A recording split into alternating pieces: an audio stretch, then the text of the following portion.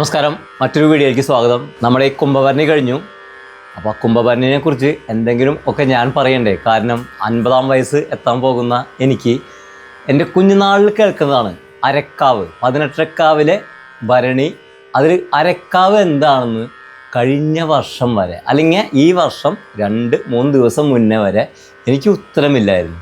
എല്ലാവരോടും ചോദിക്കും, അതിനെക്കുറിച്ച് ആർക്കും വലിയ ഐഡിയ ഒന്നും ഉണ്ടായിരുന്നില്ല. കഴിഞ്ഞ വർഷവും ഞാൻ ഒരുപാട് പേരോട് ചോദിച്ചു. പിന്നെ നെറ്റിൽ നമ്മൾ ഇപ്പോൾ സാധാരണ നെറ്റിലാണല്ലോ തപ്പാറ്. എന്തുകൊണ്ടാണ് ഈ അരക്കാവ് എന്ന സങ്കല്പം വന്നത്? 18അരക്കാവ് എന്ന് പറയില്ല, ഏഴപ്പൊന്നാന എന്നൊക്കെ പറഞ്ഞ പോലെ ഈ 18അരക്കാവ് എങ്ങനെയാണ് വന്നത് എന്ന സങ്കല്പം, അതിനെ കുറിച്ച് അറിയാൻ വേണ്ടിയുള്ള ഒരാഗ്രഹം. സത്യം പറഞ്ഞു കഴിഞ്ഞാൽ ചെല്ലേണ്ട അല്ലെങ്കിൽ ചോദിക്കേണ്ട ആൾക്കാരുടെ അടുക്കല്ലായിരുന്നു ഞാൻ ചോദിച്ചത്. ഇത്തവണ എനിക്ക് അതിനോട് ഉത്തരം കിട്ടി. അതുകൊണ്ട് തന്നെ ഇതിൻ്റെ ചടങ്ങുകളെ കുറിച്ചിട്ടോ അല്ലെങ്കിൽ ആ അമ്പലത്തിലെ ആചാര അനുഷ്ഠാനങ്ങളെ കുറിച്ചൊക്കെ ഞാൻ കഴിഞ്ഞ വർഷത്തെ വീഡിയോയിലോ കഴിഞ്ഞ മുന്നത്തെ വർഷത്തിലെ വീഡിയോയിലോ ഇട്ടിട്ടുണ്ട്. ഇത് എങ്ങനെയാണ് അരക്കാവ് എന്ന സങ്കല്പം വന്നത് എന്നതിനെക്കുറിച്ച് മാത്രമാണ് ഞാൻ ഈ വീഡിയോയിൽ പറയാൻ ഉദ്ദേശിക്കുന്നത്. അതിനായിട്ട് എനിക്ക് ഏറ്റവും അധികം സഹായകരമായത് കൂട്ടുകാരനായ രാമശേട്ടനാണ്. രാമശേട്ടൻ്റെ വാക്കുകളിലേക്ക്. റാംജി, ഇത്ര നേരമായിട്ട് ഞാനിങ്ങനെ നെറ്റിൽ തപ്പായിരുന്നു. ഈ അരക്കാവിൻ്റെ ചരിത്രം മാത്രം എനിക്ക് കിട്ടുന്നില്ല. ആരും അങ്ങനെ അതിൽ ഇട്ടിട്ടില്ല. എൻ്റെ ഐഡിയ എന്ന് പറഞ്ഞാൽ, നമ്മളിപ്പോൾ അരക്കാവെന്ന് പറഞ്ഞാൽ മറ്റ് ക്ഷേത്രങ്ങളെ അപേക്ഷിച്ച്, അതായത് പ്രതിഷ്ഠകൾ നടത്തിയ ക്ഷേത്രങ്ങളെ അപേക്ഷിച്ച് ഉള്ള ക്ഷേത്രാചാര കാര്യങ്ങൾ ഇവിടെ വേണ്ടതില്ല. കാരണം ഇവിടെ വച്ചുപൂജയാണ്. അതെ, വച്ചുപൂജയാണ്. ഇവിടെ മറ്റ് ക്ഷേത്രങ്ങളെ പോലെ ബലിക്കല്ലുകളോ മറ്റ് ബലിതൂവലോ അങ്ങനെയുള്ള കാര്യങ്ങളും ഒന്നും തന്നെ ഇവിടെ ഇല്ല. അതായത് പകുതി ആചാരമുള്ളൂ. അതായത് ക്ഷേത്രം ഇവിടെ വച്ചുപൂജിക്കാൻ ശീലയ്ക്ക് തന്നെ ഭയങ്കരമായിട്ട് ചൈതന്യവർദ്ധനവിലൂടെയാണ് ഇവിടെ വന്ന് ആരാധിക്കുന്നവർക്ക് അതിൻ്റെ അതാണ് പവർ. പിന്നെ പവർ പ്രത്യേകിച്ച് ഇവിടെ പവർ വരാനായിട്ട് പുഴയുടെ തീരത്താണ് ദേവി ഇരിക്കണേ. ഈ പുഴയിൽ നിന്നാണ് ഈ ശിലയെടുത്ത് ഇവിടെ സ്ഥാപിച്ചിട്ടുള്ളത്. അപ്പം അതുകൊണ്ടാണ് അതിന് അരക്കാവായത്. ചൈതന്യവർദ്ധന പ്രധാന കാരണം. തപ്പി ഇപ്പോൾ നിങ്ങളുടെ തപ്പിപ്പോഴേക്ക് സാറ് കിട്ടിയത്.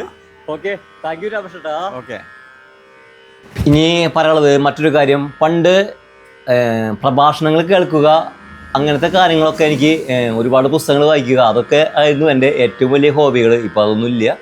ആ വഴിക്കൊക്കെ എന്താ പറയുക, എന്നുള്ളിലെ ദൈവാംശം പോയിന്ന് തോന്നുന്നു.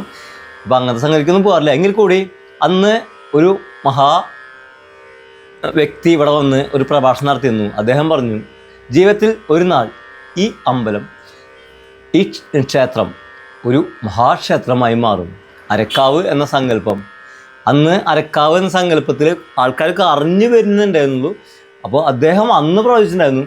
അതൊക്കെ നമ്മൾ എന്താ പറയുക, ഒരുപാട് ശരീരത്തിലെ എന്താ പറയുക ഒരു രോമാഞ്ചത്തോടെയാണ് അന്നൊക്കെ കേട്ടത്.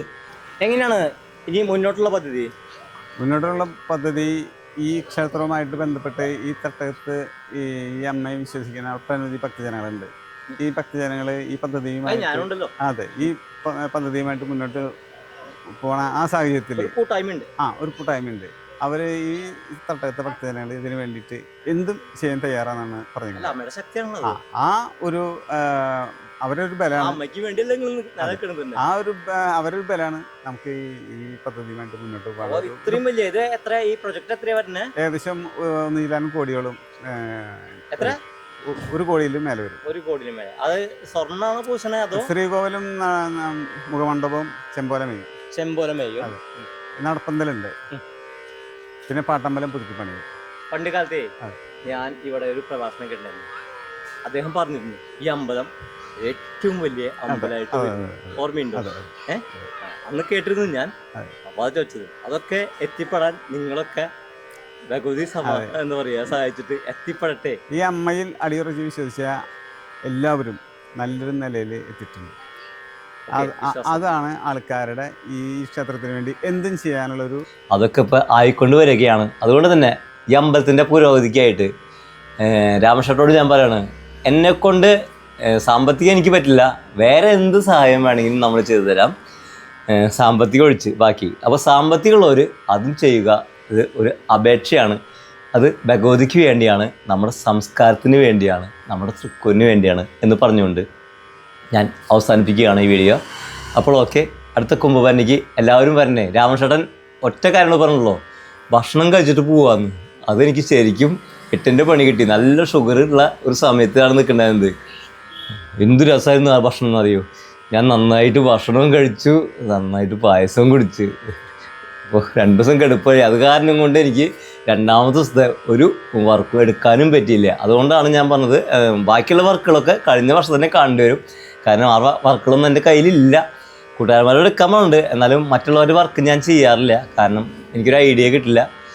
എനിവേ എന്തെങ്കിലും തെറ്റുകളും ക്ഷമിക്കുക. കാരണം ഇത് പറയാൻ കാരണം വെച്ച് കഴിഞ്ഞാൽ ഞാൻ അവിടെ ആ ഡാൻസിൻ്റെ ഇടയിൽ വീഡിയോ എടുത്തുകൊണ്ടിരിക്കുമ്പോൾ ഒരു ചേച്ചി വന്ന് എന്നോട് കുറച്ച് അപമര്യാദയായിട്ട് പെരുമാറി. കുഴപ്പമില്ല, സാരില്ല. ചേച്ചിക്ക് എന്തോ കാണാൻ പറ്റാത്തതിൻ്റെ പ്രശ്നമോ അല്ലെങ്കിൽ വീട്ടിലുള്ള പ്രശ്നവും അതൊന്നും വിഷയമില്ല, അങ്ങനെ പോട്ടെ, അതൊന്നും നോക്കണില്ല. പിന്നെ എല്ലാ ചേച്ചിമാരോടും ചേട്ടന്മാരോടും അല്ലെങ്കിൽ എല്ലാവരോടും ഞാൻ പറയുകയാണ്, നമ്മൾ ഒരു വീഡിയോ എടുക്കുമ്പോൾ അത് എല്ലാവർക്കും അടുത്ത തലമുറയ്ക്കും കാണിച്ചു കൊടുക്കാൻ വേണ്ടിയാണ് എടുക്കുന്നത്. അപ്പോൾ ചെറിയ ചെറിയ എന്താ പറയുക കുറച്ച് അസൗകര്യങ്ങളുണ്ടാവും, അതൊക്കെ ഒന്ന് ക്ഷമിക്കുക. ഞാൻ എവിടെ വരികയാണെമ്പോഴും ക്ഷമിച്ചില്ലെങ്കിലും എനിക്ക് തോന്നുന്നില്ല, ഞാനിങ്ങനെയാണ് എന്ന് പറയുന്നുള്ളൂ. ഞാൻ നിങ്ങളെ എന്താ പറയുക അപഹസിക്കുകയല്ല, എനിക്കിങ്ങനെ പറ്റൂ, അത്രേ ഉള്ളൂ. എന്തായാലും എല്ലാവരെയും ദേവി കടാക്ഷിക്കട്ടെ. ഞാൻ പറഞ്ഞതൊക്കെ മനസ്സിൽ വയ്ക്കണേ, നമ്മുടെ അമ്മയാണ് ദേവി. അതുകൊണ്ട് തന്നെ അമ്മയ്ക്കായി നമുക്ക് മുന്നേറാം.